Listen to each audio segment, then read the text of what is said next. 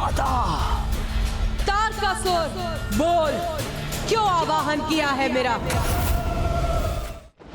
माता, आप यदि मेरी पूजा से प्रसन्न हुई हैं, तो मुझे वरदान दीजिए कि मैं ऐसा सर्वशक्तिशाली असुर बन जाऊं कि सभी मेरे नाम से ही भयभीत होकर कंपित हो उठे।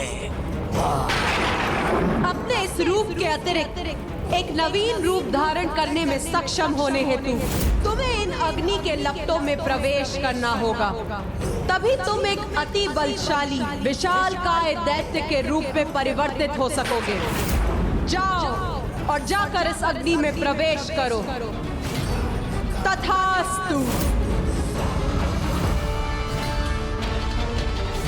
धन्यवाद माता।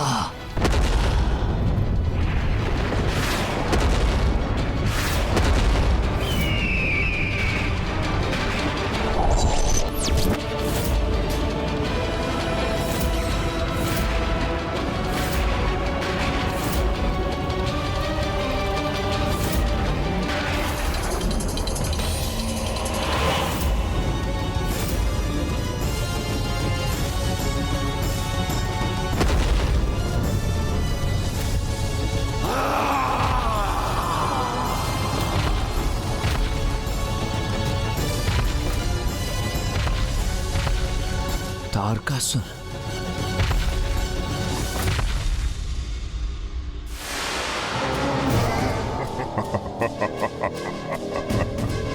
उचित समय पर आए हो देव सेनापति।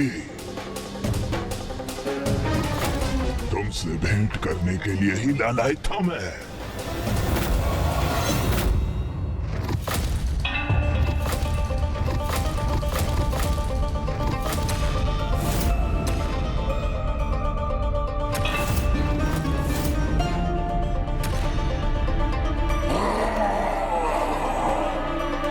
माता तारा ने तारकासुर को वरदान दिया, जिससे वो एक भयंकर, विशालकाय और अत्यंत शक्तिशाली असुर में परिवर्तित हो गया। इसलिए उसका वध अत्यंत कठिन था, किंतु असंभव नहीं। किंतु तारकासुर का एक और गुप्त रहस्य था, जो उजागर होकर कुमार कार्तिकेय को स्तंभित करने वाला था।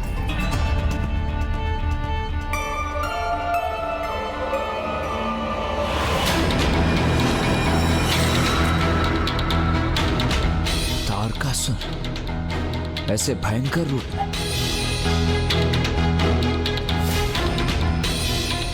क्यों कुमार कार्तिकेय, क्या विचार है? हाँ? मेरा ये रूप भाया ना तुम्हें? तुम्हारा ये रूप तुम्हारे भीतर के सत्य को ही उजागर कर रहा है तारकासुर। उसी का परिचय दे रहा है जो तुम वास्तव में हो, एक क्रूर कुटिल असुर। सर्वथा उचित कहा तुमने कुमार कार्तिकेय। सत्य है, जो मैं पूर्व में था अब भी वो ही हूँ, एक क्रूर कुटिल असुर। किंतु अब मेरा ये रूप तो पूर्व से कहीं अधिक श्रेष्ठ, विशाल, तीव्र और अबाध है। तुमसे कहीं अधिक बलशाली हूँ मैं अब। और ज्ञात है किसने प्रदान किया मुझे मेरा ये रूप? तुम्हारी माता की ही अन्य रूप माता तारा ने। अपने इस रूप के अतिरिक्त एक नवीन रूप धारण करने में सक्षम होने हेतु तुम्हें इन अग्नि के लपटों में प्रवेश करना होगा। तभी तुम एक अति बलशाली, विशालकाय दैत्य के रूप में परिवर्तित हो सकोगे। और ऐसा इसलिए किया उन्होंने क्योंकि अवश्य उनके अनुसार भी जिसे मसल कर नष्ट करने का समय आ गया है अब।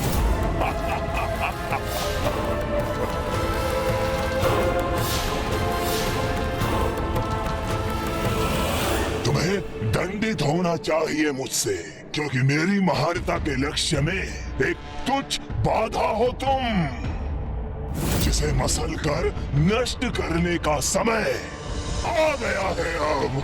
तारकासुर, माता तारा ने तुम्हें यह वरदान अपनी इच्छा से नहीं दिया है। तुम्हारी पूजा से विवश हो गई वो। उसी प्रकार जैसे ब्रह्मदेव भी तुम्हारे तप के फलस्वरूप तुम्हें वरदान देने पर विवश हो गए थे, किंतु तुम असुर ये क्यों नहीं समझते कि ईश्वर को विवश करने का परिणाम कभी शुभ नहीं होता।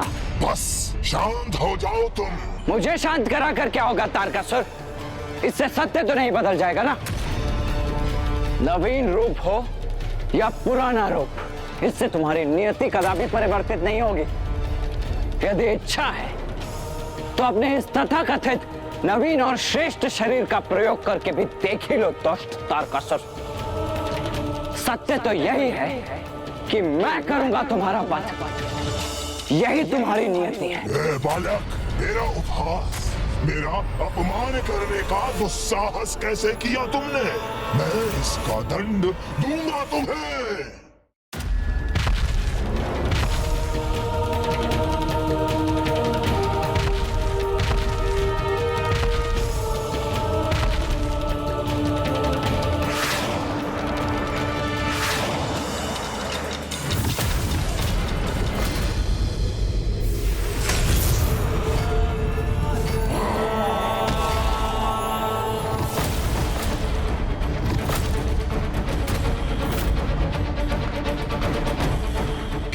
कुमार कार्तिकेय, मेरे बल का परिचय प्राप्त हुआ तुम्हें? सावधान हो जाओ देव सेनापति, क्योंकि अभी तो ये मात्र आरंभ है मेरी दुष्टता और क्रूरता का।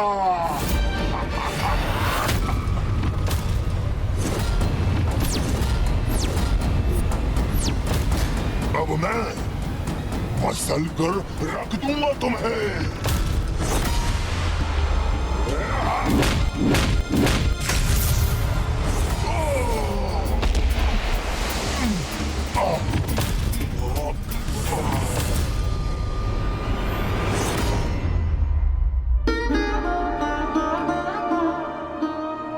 क्या हुआ स्वामी?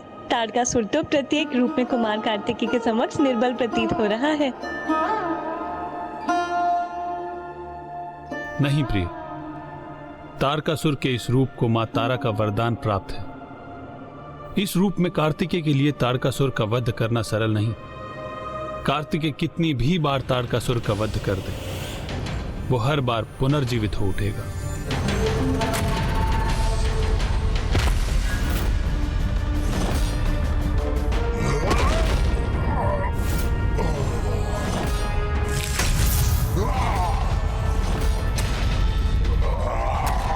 तुम्हारा अंत करने में बहुत आनंद आएगा मुझे महादेव पुत्र कुमार कार्तिकेय।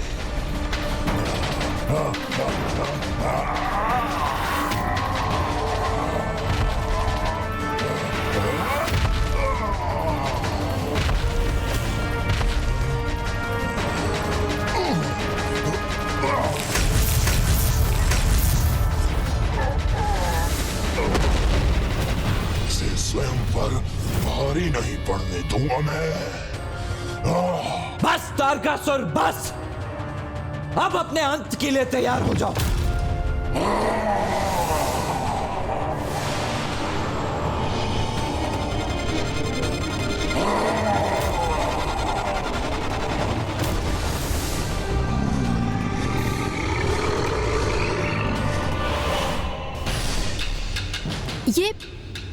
ये क्या स्वामी? तारकासुर तो अपने इस रूप में उड़ भी सकता है।